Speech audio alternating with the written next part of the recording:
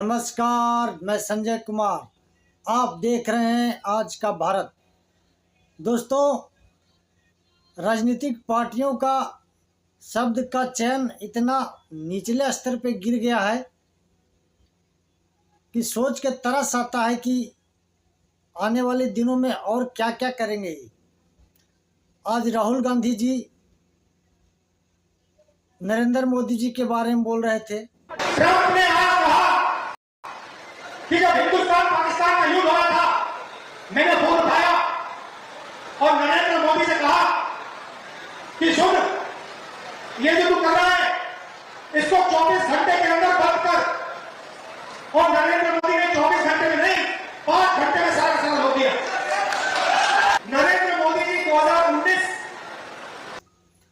तू जो कर रहा है 24 घंटे में बंद कर।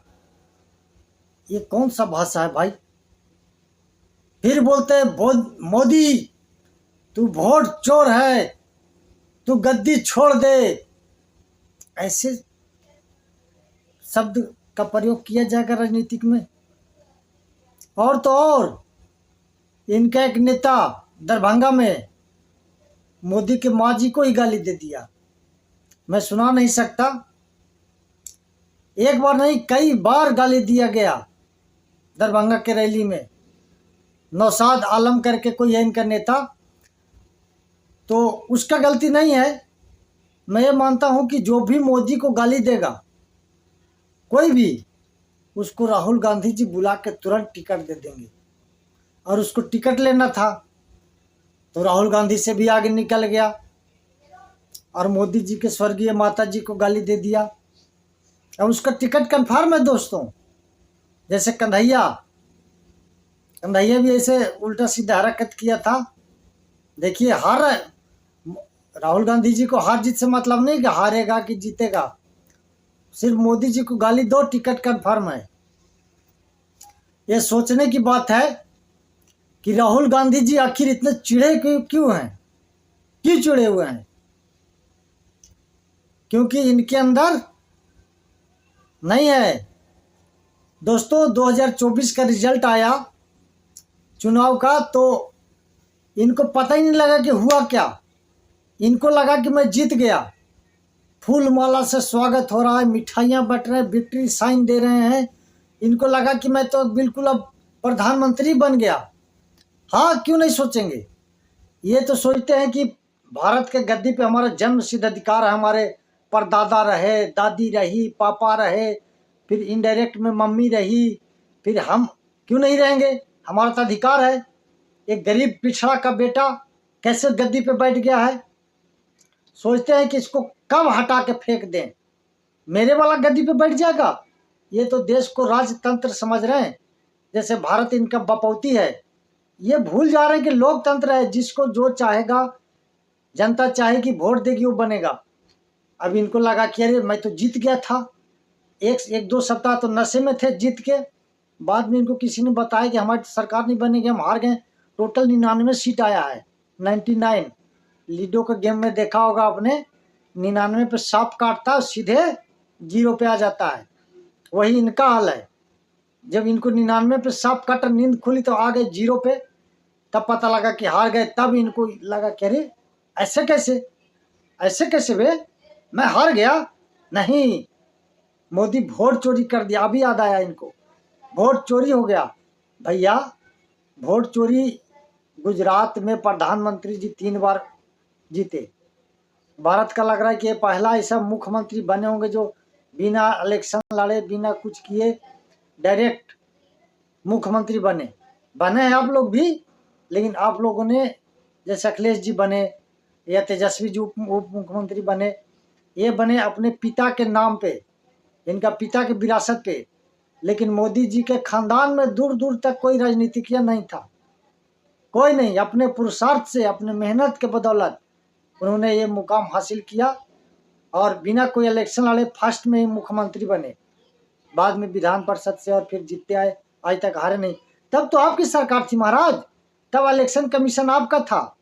2014 में जब प्रधानमंत्री बने तब भी इलेक्शन कमीशन आपका था। तब वोट चोरी कैसे हो गया? तब भी क्या मोदी जी करवा रहे थे?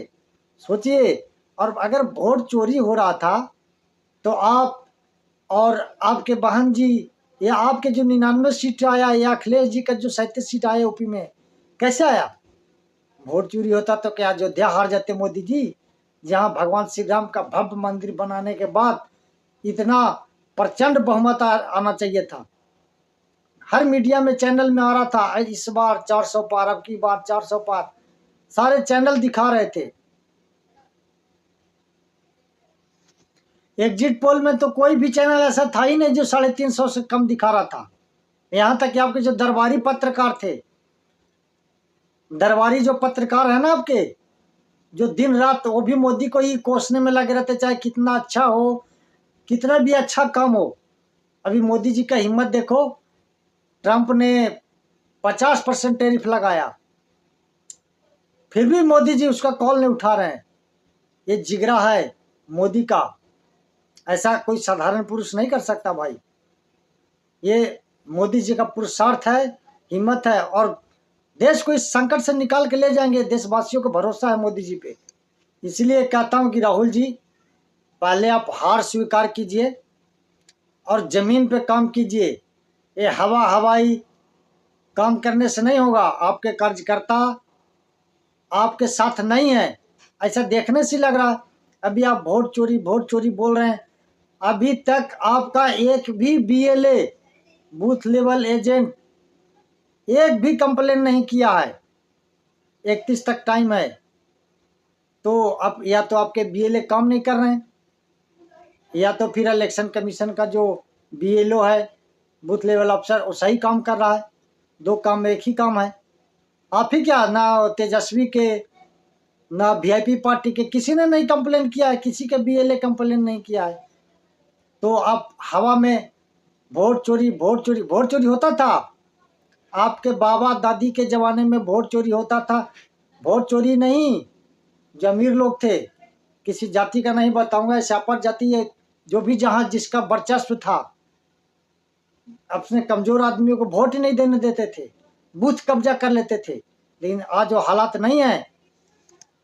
आज हर जगह पर्याप्त मात्रा में सुरक्षा बल रहते हैं, सीआरपीएफ, बीएसएफ वगैरह, पुलिस, कई तरह के फोर्स रहते हैं, और ईमानदारी से वोट पड़ रहा है। एक गरीब से गरीब आदमी, कमजोर से कमजोर तबका के आदमी वोट देता है। अब बताइए तो कि वोट चोरी हो कैसे रहा है। मैं पहले भी बताया था दोस्तों कि जो वोटर लिस्ट है, इसमें अनियमितता कभी दूर नहीं हो सकता। थोड़ा बहुत एरर रहता ही रहता है। किसी का नाम कट जाना, किसी का नाम जुड़ जाना, किसी का एज में डिफरेंट हो जाना, किसी के सरनेम में गलती आ जाना। वो इतना फॉर्म भरते भरते कहीं ना मिस्टेक हो जाता है, कहीं ना कहीं छूट जाता है। फिर भी अगर बीएलए एक्टिवेट रहेंगे, बूथ लेवल एजेंट जो हर पार्टियों का है, तो इसको भी दूर किया जा सकता है। लेकिन करेंगे तभी तो होगा। इलेक्शन कमीशन को सपोर्ट करेंगे तभी होगा। इतना हंगामा करने से क्या वोटर लिस्ट सही हो जाएगा? वोटर लिस्ट तभी सही होगा जब बीएलओ को बीएलए सपोर्ट करेंगे। आपने चौकीदार चोर है का नारा दिया था, क्या रिजल्ट हुआ? उल्टा, वही उल्टा होगा। जितने मोदी जी को गाली दोगे, आप चुनाव उतने ही बुरी तरह से हारोगे। बिहार में तेजस्वी का कुछ ठीक ठाक चल रहा था, लेकिन आपने आके उसका पूरा गुड़ गोबर कर दिया। अभी थोड़े दिन और रुक जाएंगे, या एक दो बार और कोई ऐसा मुहिम लेके आ जाएंगे, तब तो बिल्कुल आउट ही हो जाएगा बेचारा। ठीक ठाक अपना बेरोजगारी पे मुद्दा, शिक्षा पे मुद्दा, दवाई, सिंचाई जो भी लेके चल रहा था, उस पर अच्छा बना हुआ था। अभी उसी को प्रशांत किशोर जी ने पकड़ लिया है, और आप इनको अपने अपने पीछे घुमा रहे हैं। ये भी नहीं बता रहे कि मुख्यमंत्री का चेहरा कौन होगा। पीछे पीछे घुमा रहे हो ड्राइवर बना के, और बिल्कुल ऐसी की तैसी कर दोगे लास्ट आते आते तक। बेरोजगारी, दवाई, पढ़ाई, सिंचाई को छोड़ के ये दाहिने बाएं भटक जाने से चुनाव बिल्कुल एक्साइटेड हो जाएगा, और एनडीए फुल बहुमत से, मेजोरिटी से, ऐसे भी इनके पास जो गठबंधन है वो बिल्कुल शांति से अपना काम कर रहा है, और ये फ्रस्ट्रेशन में है।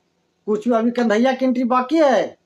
अभी चुनाव घोषणा होगा, कन्हैया ऐसे मंच पे चढ़ के बात करता है, वक्ता तो बहुत अच्छा है, लेकिन उसका चेहरे का इंप्रेशन ऐसा रखता है जैसे किसी झगड़ा कर रहा हो या गाली दे रहा हो।